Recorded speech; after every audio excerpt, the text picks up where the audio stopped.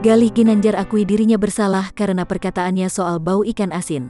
Ia meminta maaf kepada keluarga mantan istrinya, Fairuz Ar-Rafiq dan Sony Septian. Namun, menurutnya ia belum mendapatkan respon dari Fairuz terkait permintaan maafnya itu. Sampai saat ini sih belum, mungkin banyak DM yang masuk, kata Galih Ginanjar saat ditemui di kawasan Ciledug, Jakarta Selatan, Rabu tanggal 1 September tahun 2021.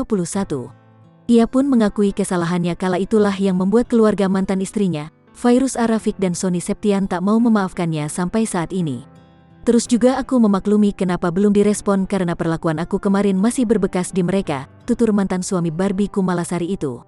Untuk saat ini, dirinya hanya bisa menunggu mantan istrinya merespon permintaan maafnya. Ya aku sih sekarang bersabar dan menunggu aja.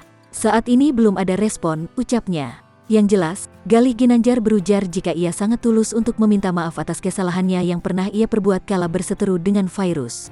Pria satu anak ini juga terus mengusahakan permintaan maafnya untuk meyakinkan jika dirinya siap untuk menjadi pribadi yang lebih baik. Permintaan maafnya ini pun juga dapat menjadi jalannya untuk bertemu dengan sang putra, King Fahz. Pertama gue intinya meminta maaf atas kesalahan gue, meyakinkan mereka kalau gue itu pengen jadi pribadi yang lebih baik lagi, ungkap Galih. Fahz apabila menonton bisa membuka hati mereka untuk memaafkan gue dulu itu udah cukup dan bisa ketemu anak, tutupnya.